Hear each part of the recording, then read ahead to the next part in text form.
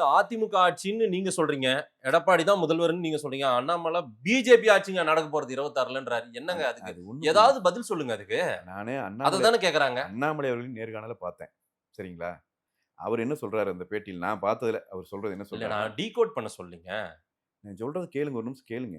எல்லாரும் சந்தேகப்படுறத நீங்க அத புரிஞ்சுகிட்டு இல்லன்றதையாவது இபிஎஸ் வச்சு சொல்லுங்க. அத ஐயா இபிஎஸ் சொன்னாருன்னா முடிஞ்சிருச்சு. எதையோ ஒண்ணு பேசிட்டே இருக்கேன். நான் சொல்றத கேளுங்க மதேஷ். எதையோ நீ ஒண்ணும் இல்ல. மக்கள் அப்படி சந்தேகப்படுறாங்க. ஏதாவது சிக்கல் நீங்க சரி இருங்க மதேஷ். நான் நாளைக்கு பேச விட்டா ஏடிஎம்கேவ தான் பதில் அவங்க சொல்ல முடியும். அவங்க சாப்பிட்டுருவாங்க. திருமாவளவன் சொல்ற மாரி ஏதாவது நடந்துருச்சுன்னா என்ன ஒண்ணு பண்றது? ஒருத்தரும் சாப்பிட முடியாது. சாப்பிடறதுக்கெல்லாம் கருணாநிதி பண்ணாத முயற்சியா மத்தவன் பண்ணிற போறான். அதிமுகவையெல்லாம் சாப்பிடுறத கிட்ட நெருங்க முடியாது. நீங்க அதெல்லாம் கவலைப்படாதீங்க. நான் ஒண்ணு உங்களுக்கு சொல்றேன்.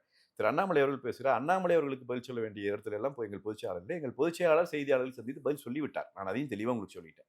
அமித்ஷா பேசுனதா சொன்னப்பவே அவர் பதில் சொல்லிட்டார். ம். திரு நயினார் நாகேந்திரன் அவர்களும் தெளிவா பதில் சொல்லிட்டார். அண்ணாமலை சொன்னதிலுமே நான் பார்ப்பது என்ன மனசாட்சிப்படி நான் சொல்றேன். அவர் என்ன சொல்றார்? எனக்கு பிஜேபி ஆட்சி தான் அமையணும். ம். இதான் அண்ணாமலை சொல்றார். ம். நீங்க சிபிஎம் தலைவர் தோழர் சண்முகம் அவர்களிடம் போய் ஒரு இன்டர்வியூ வைங்க. ம். பாட்டாளி வர்க்க சர்வாதிகாரம் என்பதை கைவிட்டு விட்டீர்களான்னு கேளுங்க. ஆட்சியெல்லாம் வேண்டாம். கைவிட்டுட்டீங்களான்னு கேளுங்க. அவர் என்னதான் சொல்லுவாருன்னா, நான் நம்புறேன். என்னதான் சொல்லுவாருன்னா, தோழர் முத்தரசனோ இவரோ, பாட்டாளி வர்க்க சர்வாதிகாரம் என்பதை கைவிடவில்லை. அதை அடைகிற பாதை வரை நாங்கள் இந்த அரசியலை செய்கிறோம். அண்ணாமலையர் மட்டுமல்ல, பிஜேபியின் கடைசி தொண்டனுக்கும், விடுதலை சிறுத்தைகளின் கடைசியில இருக்கிற தொண்டனுக்கும், பாட்டாளி மக்கள் கட்சியில இருக்கிற தொண்டனுக்கும், நாம் தமிழர் கட்சியில இருக்கிற தொண்டனுக்கும், எல்லா கட்சியை சேர்ந்தவருக்கும் தன் கட்சி ஆட்சி அமைக்க வேண்டும் என்பதிலே தான் விருப்பம் இருக்கும். ம். புரியுதுங்களா? நீங்க நினைச்சிட்டு இருக்கிறீங்க அதிமுகவின் கடைசி தொண்டன் வந்து பயந்துட்டு ஓடிடுவான்.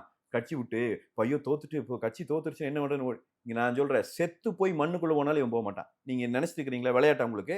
50 ஆண்டு காலத்து ஒரு கட்சி தொட முடியுமாங்க?